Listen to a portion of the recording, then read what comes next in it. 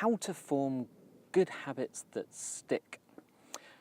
Hello again, I'm sitting in the Canadian sunshine in the tailgate of my car, or boot of my car for my English friends, enjoying the cars going by on the roadside. In fact, somebody just stopped me, just pulled over. Obviously, camera, microphone, obviously not recording anything, stopped over and asked me for directions. I'm not even from this country. I haven't got a clue where I am, really. But it's nice. Very friendly people in Canada. Anyway, back to the old habits. So obviously when I'm talking about good habits, I don't mean bad habits. So we're not talking about picking the fluff out of your belly button or chewing your toenails in public or things like that. We're talking about good habits that you need to do for work or could be for your private life. Now, to give you the full transparency, this is a product, a free thing from Professor BJ Fogg. He is a Stanford University Professor and very, very clever and funny guy. I like him, but you can find him online, you can Google him, but his Fogg Method, and Fogg, by the way, is F-O-G-G. So look up foggmethod.com and it explains this in full. But I've been using this for quite a while. I saw a TED talk from him and saw it explain this in some other platform. It's fantastic. It works. It's really, really simple. I'm going to give you the funniest one because this was his idea and I copied it and it's working. Most of us who want to be fit, want to keep fit, but just can't get down to the gym. And yes, I'm one of those. There's no way I'm going to the gym. The only way I'm going to go to a gym is if it's in my house and it's full of instructors who pull me in there and force me to do it. But I still think I'd like to. So I wanted to find a way, and his thing was push-ups. Now, what you need is you need a result. So obviously I wish to get fit and improve my upper body strength and whatever else it does. And then you get specific. So I wish to do push-ups. Then you need a trigger action. You need something that triggers that habit to happen. So when I do this, I will do that. This is where it gets a bit strange, but bear with me because this was his idea. He suggested I will do one push-up every time I go to the loo or go to the bathroom, as you would say in North America. And you think, how does that work? But think about it. You must go to the loo 6, 7, 8 times a day, depending how much water you drink, I guess. If you did push-ups after every time, and when you're thinking, ew, or yuck, that obviously you're going to wash your hands afterwards. And I am not suggesting public toilets. This is not a debate about the whole thing. Just watch his video and explain. But I started, the point is you start tiny and you build up a habit. So you start with one push-up. After maybe a week, whenever you feel comfortable, you up it to 2. A week later, 3. A week later, 4. Now this is in my to-do list. It says every Monday as a recurring to-do, I have up it by 1. I have, remember the other day I mentioned the Commit app. I have this in Commit. Did you do X? I'm currently on 12 push-ups. And yes, every time I go to the loo. So no, not out in public. But I get down and then I wash my hands afterwards.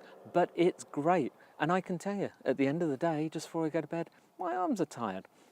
I'm going to push it as far as I can. I wonder if I can get to the end of the year and get up to 50, because I'm upping it by 1 each week. Give you another example that doesn't make you go, ooh.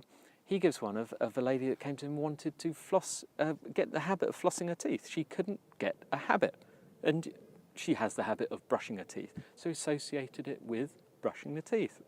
Every time I brush my teeth, I am going to floss 1 tooth. You're going to think, that is ridiculous. What's the point? But how about 3 days later, you up it to 2 teeth. 3 days later, you up it to 3, and then 4, and then maybe you're going to feel comfortable and up it every single day. Do not be tempted to dive ahead. It gradually becomes a habit.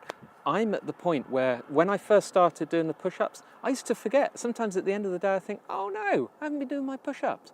Now I'd feel guilty if I couldn't get down and do it, like if I'm out in public. It's become a habit. It's great, so I'm on to others. How do you translate this into business, of course? How about after I have my first cup of coffee, I will find a new Twitter follower and engage. After I wrote a couple down, after I finish my lunch, I will phone a past customer and chat with them, or a new customer. After I eat my breakfast, I will write down the idea and synopsis for a new post idea, a written post. Think of that. So you need a trigger, you need a regular trigger. If it's going to be once a day, you can say at 1 o'clock every day. Set a recurring time alarm. You know what it's going to be.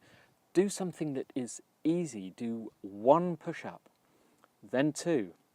So contact 1 Twitter person. So do a search for your, say you're a CNC machinist. Do a Twitter search for that. Find someone that's looking on information.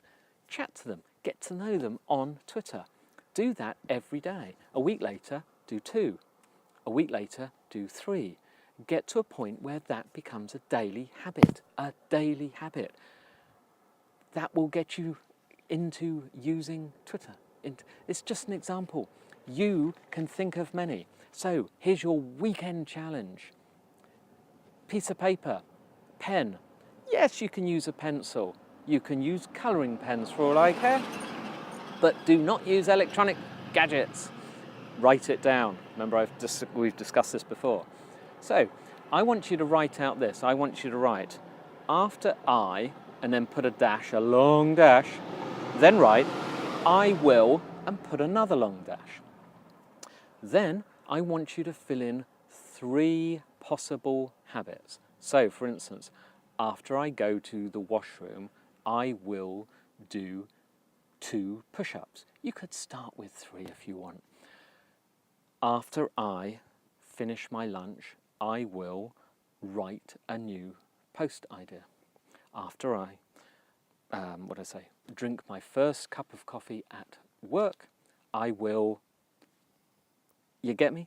Write those down. Come up with some good ideas. Each month, or once you feel that has become a habit, or every 2nd month or every 3rd month, add a new one.